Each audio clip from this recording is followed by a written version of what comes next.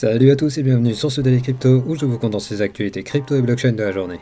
Et aujourd'hui on va voir entre autres des rumeurs qui font exploser le Hypecoin, l'écosystème de Cardano qui grossit à vue d'œil, le groupe de métal Slipknot qui s'associe à The Sandbox, Coinbase qui commence à dévoiler sa plateforme NFT, un projet NFT qui explose tout avec 300 millions de dollars de volume en 3 jours, ou encore les investissements dans le secteur gaming blockchain qui explosent tout eux aussi.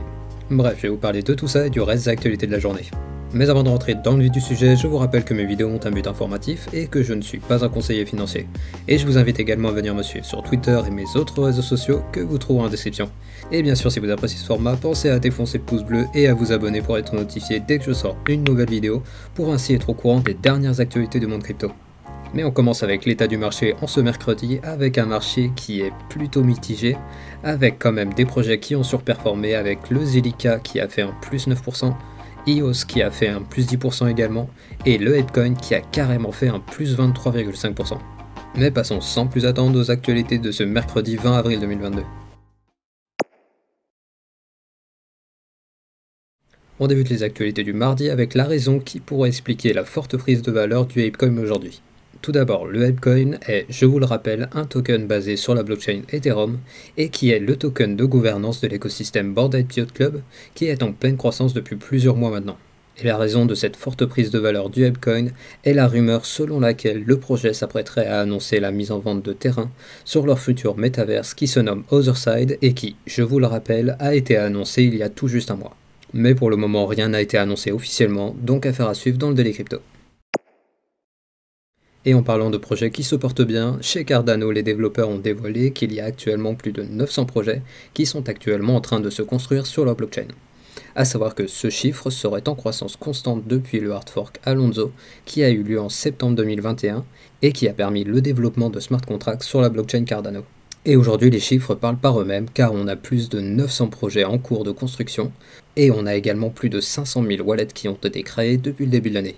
Et je vous rappelle qu'en juin prochain, il y aura une nouvelle mise à jour qui va être mise en place, et cette mise à jour s'appelle Vasil, et elle devrait permettre d'améliorer les performances de la blockchain. Bref, le projet Cardano semble bien parti pour attirer de plus en plus de projets et d'utilisateurs. Parlons maintenant musique et métaverse avec le groupe de métal Slipknot qui a signé un partenariat avec The Sandbox.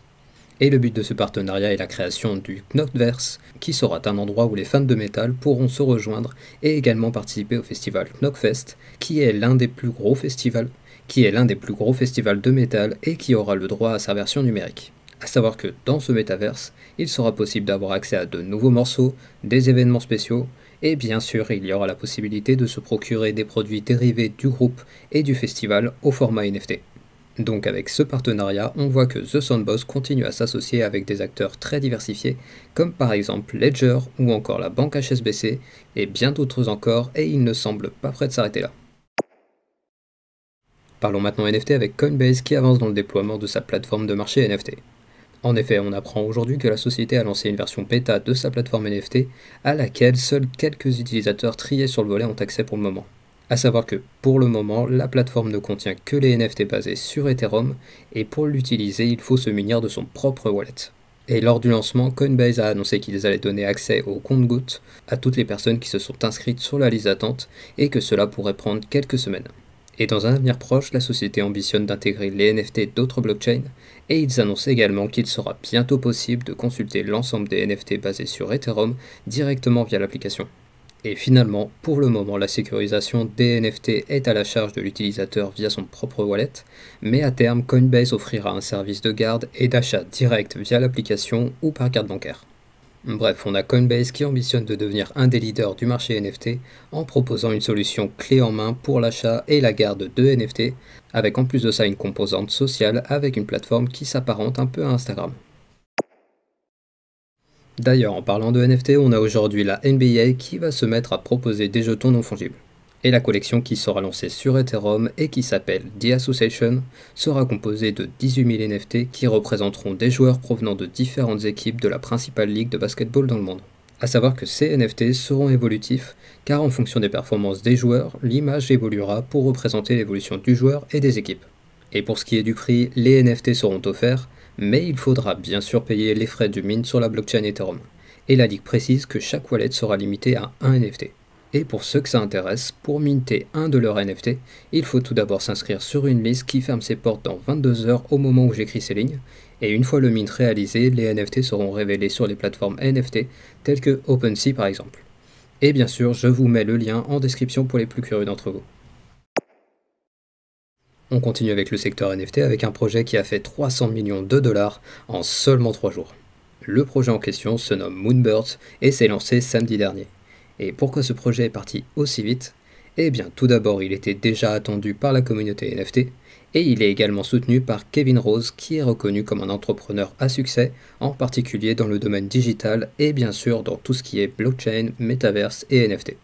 Et donc visiblement le résultat était à la hauteur des attentes, car pour être un peu plus précis, il y a eu un volume de 68 millions de dollars pour le mint des NFT et 232 millions de dollars de volume sur la place d'échange secondaire.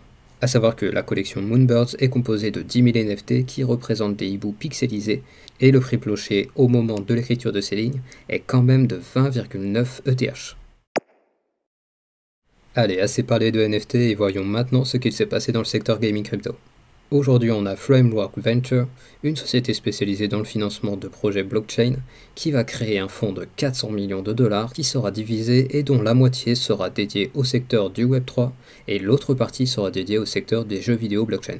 A savoir que ce capital sera investi sur différentes startups prometteuses des deux secteurs et ils ont qualifié le secteur gaming de, je cite, florissant. Et ils ne s'y trompent pas car comme on le voit dans cet article publié aujourd'hui, d'après DappRadar, il y aurait eu pour 2,5 milliards de dollars investis sur le secteur du jeu vidéo blockchain uniquement sur le premier trimestre de cette année. Et les projections qu'ils ont réalisées montrent que d'ici la fin de l'année, ce secteur pourrait recevoir un total de 10 milliards de dollars sur toute l'année 2022. Bref, vous l'avez compris, les gros portefeuilles investissent lourdement dans le développement du gaming blockchain, et les années 2023-2024 pourraient bien voir le commencement d'une réelle adoption du grand public pour ce type de jeu. Et pendant ce temps en Europe, la résistance s'organise pour faire entendre raison au Parlement. Tout d'abord, pour ceux qui débarquent, je vous rappelle que le Parlement européen a récemment voté un amendement qui est actuellement en discussion et qui impliquerait la fin des wallets privés.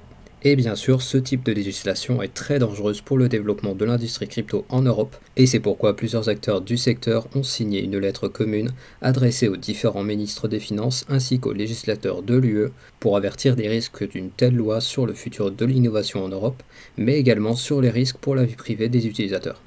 A savoir que dans les acteurs qui ont signé cette lettre, on a notamment des universitaires, des groupes de pression et des cadres supérieurs de sociétés tels que Ledger, AAV et Blockchain.com.